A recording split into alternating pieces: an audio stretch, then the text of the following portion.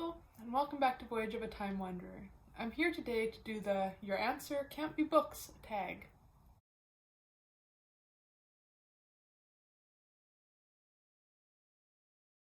So you might notice that I'm in a slightly different location than I normally am for filming, and that's because this video isn't really about books, it's about all the other things in my life that aren't books. So this tag was created by Mary and Joe over at BookBuds, and I was kindly tagged to do it by Ellie from the Personal Cozy Project, so I'm very grateful for both the creator of the tag and for Ellie for tagging me. And I thought this tag sounded like a lot of fun because it takes some questions where normally the answer would be, of course, books, and it challenges us as book lovers to find another answer. So the first question is, what is something that you own way too much of besides books? And for that I have two answers: yarn and houseplants. So although my collection of neither is as impressive as some people's, we do just live in a fairly small one-bedroom apartment, so I don't have a ton of space for my collections to expand and grow over, so I am somewhat constrained in that respect. But I definitely have quite a bit of yarn. I could easily not go to a yarn store probably for the next 5 years and still not run out of things to knit. I'll insert some photos throughout of the things I'm talking about, but about half of my yarn I keep here in the bedroom in this little IKEA wire cage stool side table kind of thing, so it becomes almost a display piece, and then the rest of the yarn I have in a big hidden storage ottoman in the living room. So that's definitely one item that I have a lot of besides books. And then the second thing that I have quite a bit of is houseplants. This is one of my favorite houseplants. It's my prayer plant. If you watched my vlog from back in June, you will have seen when I bought this. And I've gotten, I think, like 5 new leaves since then, and there's more coming, so I love this plant so much. But houseplants make me so happy, and especially in winter days here in snowy Canada, there's nothing better than looking at all my houseplants or stopping by the nursery to pick up just one more to add to my collection. So again, I'll try to insert some photos, but I definitely have houseplants throughout the house. Pretty much every corner and available surface I have stuck a plant on. I have plants in the bedroom, plants in the entryway, plants in the kitchen, plants in the living room, plants on the balcony. Question number 2 is, what is something that you do for fun that's not reading a book? And my answer for that is genealogy research. I feel like I mention this quite a bit in videos in my channel because I often find a way to link the books I'm reading to my own family history, but doing genealogy research is one of my biggest passions besides reading. I've always loved listening to family stories, but maybe in the last decade or so I've gotten quite serious about doing in-depth, rigorous research and documenting my family history. So this is going back to books, but I do have my own separate bookshelf that is just genealogy related books. I'm working on creating digital research books for each of my 4 grandparents and their lineages back in time, and whenever I travel I try to find an excuse to tie it into a family history site or stop by a graveyard or see if there's a relative that I can scan some photos from. Question number 3, what is something special or important on your nightstand that's not a book? So I'll insert a photo of my nightstand. I have a collection of things that are permanently on my nightstand, including a houseplant, a lamp, a box that holds my knitting needles, my glasses, a ring holder, and then the 2 things that I'm going to use to answer this question are a wedding photo. This is one of my favorite pictures from my wedding, and I had this picture on my nightstand from when my husband was still back in his country waiting for our immigration process, and it would always make me hopeful in the morning waking up and seeing him, knowing that we would be together soon.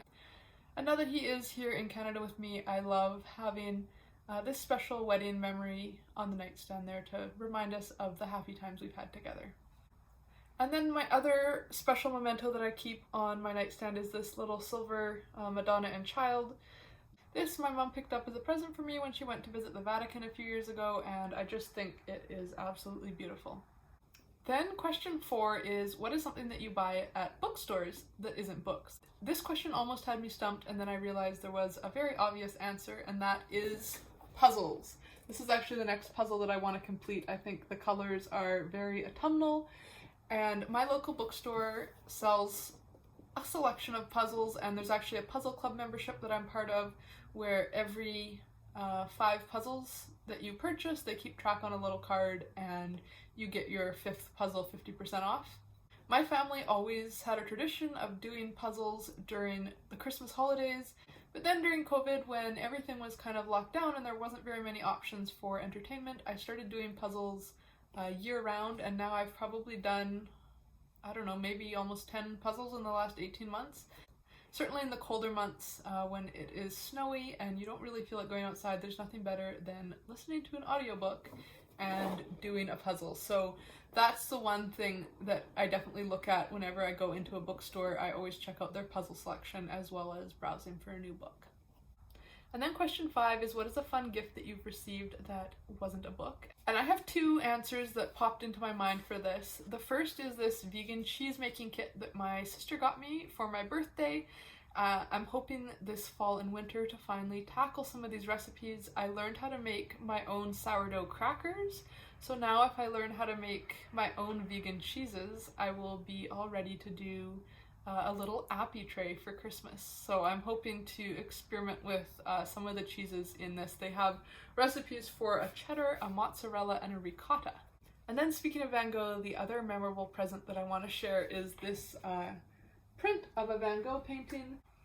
My mom bought this for me for my 21st birthday. She came to visit me in the city where I was attending university, and we attended a Van Gogh exhibit together at the art gallery, and then she bought me this print. I love the colors, I love the garden. So that is certainly a painting that has had a special spot on the wall in both apartments that I've lived in since then. And then question number 6 is, what's a YouTube channel that you watch frequently that isn't related to books? And I couldn't narrow it down to just one channel, so I have a couple favorites that I'm going to mention here. Although a lot of the booktubers I watch are smaller channels, for my non-book related YouTube watching, I tend to watch, I guess, more mainstream, larger channels. So the first one that I want to mention that I absolutely love is Townsend's. They used to be called 18th Century Cooking, but they have expanded out beyond just cooking to do all kinds of videos about daily life in the 18th century. I love the living history aspect of this channel, watching them try to recreate things from the time period, whether that be food all the way up to log cabins, using historically accurate methods. Another favorite channel that I watch almost daily is Garden Answers. Laura, who is the creator behind this channel, has the most enchanting gardening content. Whether it is planting fruit trees, designing a houseplant arrangement, talking about seed saving, or building a new greenhouse, I just find all of their content so relaxing and enjoyable to watch. I've learned lots of tips about gardening, but it's also just a very cozy aesthetic to curl up and watch someone plant some beautiful flowers. Another channel that I discovered in the last year or so is Psychology in Seattle. Dr. Kirk Honda is the creator behind this channel, and he reacts to reality television clips kind of from a psychology lens, so he is a family therapist. And he takes TV shows, particularly couples from the show 90 Day Fiancé, which is how I stumbled across his channel, and explains why they are reacting the way they are in certain situations. So I've learned a lot about psychology watching his channel, and he's helped me to better understand not just the couples from these TV shows that he analyzes, but also relationships and personalities that I have encountered in my own life. And then lastly, I have to mention Rachel Maxey. She's a channel that I watch every single video she uploads. She's a very talented YouTuber, and I love all of her fun, crafty DIYs and her aesthetic fashion content. So those are my answers for the Your Answer Can't Be Books tag. If you want to do this tag yourself, consider yourself tagged by me. Otherwise, I hope you enjoyed watching this video and learning a bit more about me outside of just books. Thanks, and until next time, enjoy wandering through the pages of a good book. Bye.